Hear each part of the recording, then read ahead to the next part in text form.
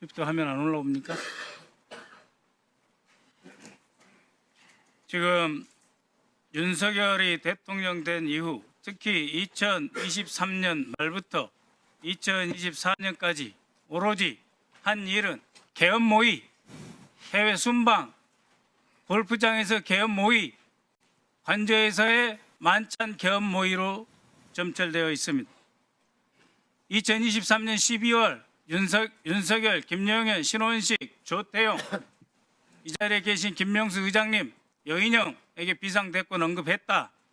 2024년 3월부터 4월까지 다시 삼청동 안가에서 신원식, 조태용, 여인영, 김영현에게 비상대권을 언급했으며 이때 이미 일본 신문에서 보도된 바와 같이 외교 참모들에게 술자리에서 자주 계엄 언급을 했죠. 그렇게 해서 5월, 6월, 7월, 8월 계속됩니다. 그 다음 화면 보십시오. 9월, 10월, 11월, 12월 윤석열은 국회를 해산하고 짓밟고 비상입법 대책기구를 설치해서 국회의원들을 비원 벙커로 보내고 필요시 U3 벙커로 가두고 선관위의 조작된 진술서를 받아서 더 이상 대한민국을 선거 없는 나라로 만들고 대법관 그리고 현직 판사까지 구속, 체포해서 사법부를 마비시켰어. 입법, 사법, 선관위 전체를 뒤집어엎고 영구 집권을 꾀했습니다. 자, 다음 화면 한번 봐주십시오. 계엄 모의를 위해서 2024년 2월 23일 이진우 소방사령관, 곽종근 특전사령관, 방첩사 방문하셨죠? 24년 3월 20일 이상민 장관 방첩사 방문했습니다. 더욱이 3월 22일 그러니까 여인영 방첩사령관, 신원식, 김영현 등과 만찬한 직전에 윤석열은 31년 만에 처음으로 방첩사를 방문했습니다. 그리고 한 달 뒤도 안 된 시기에 국군 방첩사령부령을 개정해서 사이버 및 대테러 활동을 지원토록 업무 범위를 확장시킵니다.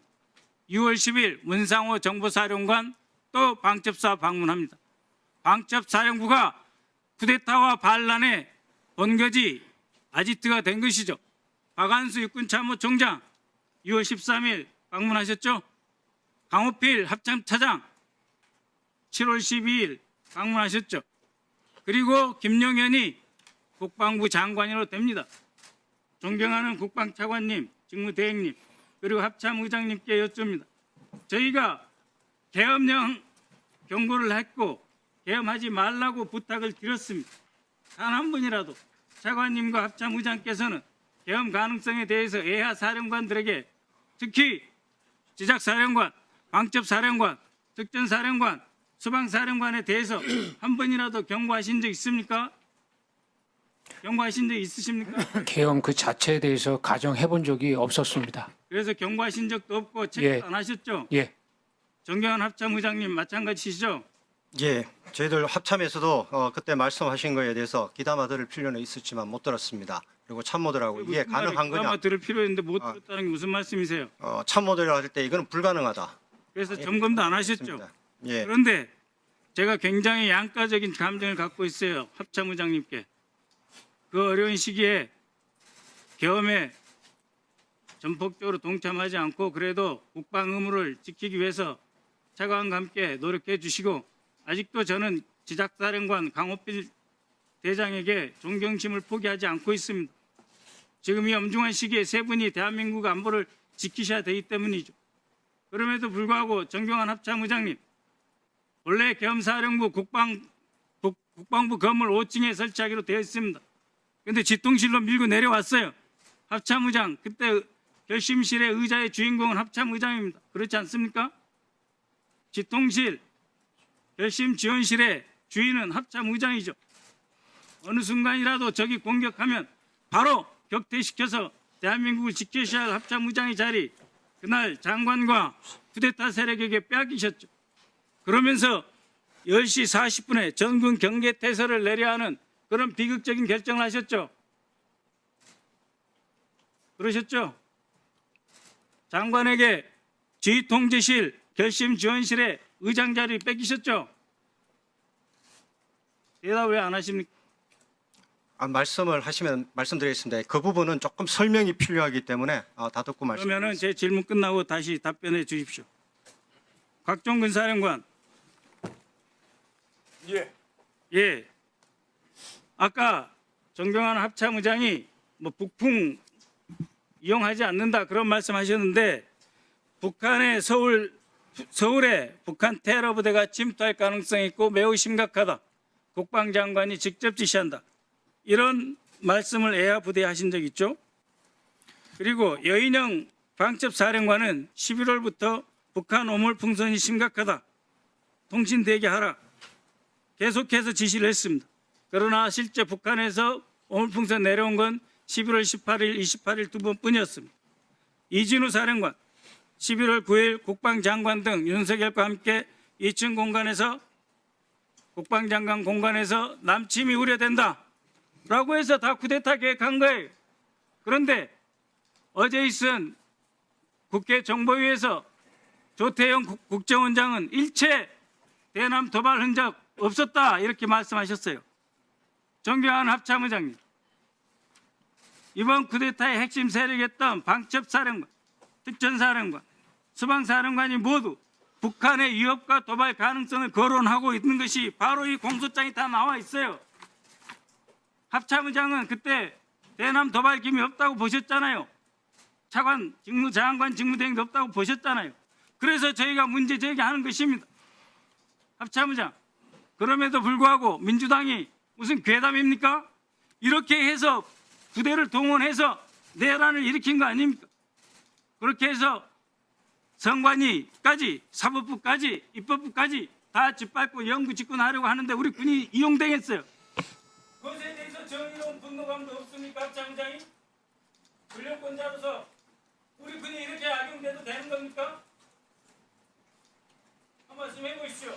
예, 진심으로 안타깝고 이 자리에 군복 입은 장군님들이 계시면 안 되는 여기 국회 국방위원회 자리지 않습니까? 국방위원회도 몇 번 말씀드렸지 않습니까? 그럼에도 불구하고 의장께서 이 자리에 앉아서 이 공소장의 버젓이 북한을 위협을 이용해서 어물풍선 11월 달에 18, 28을 딱 두고 나는데 그럼까지 다 이용해서 비상대응을 준비하고 있는데 의장은 하나도 몰랐다고 그래요. 그래놓고 그것을 지적하는 야당에 대해서 국민들에게 제대로 된 사과 한마디 안 하고 뒤에 계신 장군님들께 의장으로서 단 한 번 미안한 생각 가지셨어요? 자, 이제 마무리해 주시고요. 네. 의장 신상발언 하세요. 예, 합참의장님. 예, 말씀드리겠습니다. 먼저 비상계엄에 대해서는 군을 대표해서 사죄드린다고 말씀드렸습니다. 사죄드립니다.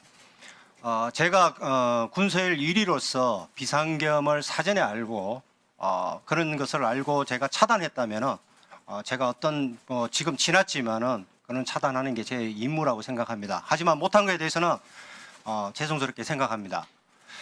그리고 지금 오늘 발표하신 그 존경하는 박선원 의원님께서 말씀을 하셨을 때 저희들도 참모들과 이게 가능성이 있는 거냐? 불가능합니다. 합참에서 동조하고 들어가지 않기 때문에 운영이 안 됩니다. 사실은 뭐 그렇게 해서 변명을 하는 것이 뭐 좀 창피스럽지만 그런 사정은 있었습니다. 그리고 오늘 발표하실 때 12월 22일 날 파워포인트도 잠깐 띄워주시기 바랍니다. 왜냐하면 이것은 군에 대한 신뢰가 있기 때문에 말씀을 드려야 되겠습니다. 파워포인트 제일 앞장에 한번 띄워주시기 바랍니다. 12월 22일이라고 제 이름이 있길래 확인을 좀 드리는 게 좋을 것 같다는 생각입니다. 왜냐하면 제가 50만 군을 지휘하고 있기 때문에 여기에 관련이라든가 이런 것이 있기 때문에 말씀을 드립니다. 12월에 제가 알기로는 12월 22일경에 연합사령관과 해서 연말 지휘관들 격려 만찬이 공식적으로 있을 때 제가 참가했습니다. 12월에 어떤 행사도 참가한 적이 없다는 걸 언론을 통해서 말씀드렸습니다. 그래서 12월에 제일 앞장에 펴주시기 바랍니다. 12월에 저게 뭐 제 이름이 있길래 왜 있는지는 모르겠지만은 나중 시간이 되시면은 의원님께서 설명해 주시면은 답변 드리겠습니다. 저는 22일 날 연합사령관을 포함해서 유엔사 부사령관 공식 부부 동참 만찬에 참가한 기억밖에 없다는 걸 말씀드립니다. 네. 그리고 지통실의 운영은 기본적으로 작전 사항이 되거나 했을 때는 장관이 내려와서 같이 앉아서 지휘하도록 되어 있고 결심 지원실은 특별한 회의가 있을 때 사용한다. 뭐 구체적인 얘기는 말씀 안 드리겠습니다. 보안이 유지되는 상황에서 운영되는 거기 때문에 누구든지 필요에 따라서 운영 요구하면은 사용할 수 있는 장소다. 이렇게 말씀드리겠습니다. 네, 마무리해 주십시오. 대응사령관 합참의장이 한 곳에 앉아서 대응과 내란을 지도한 꼴이 됐다 이 말입니다. 자, 박선원 의원님.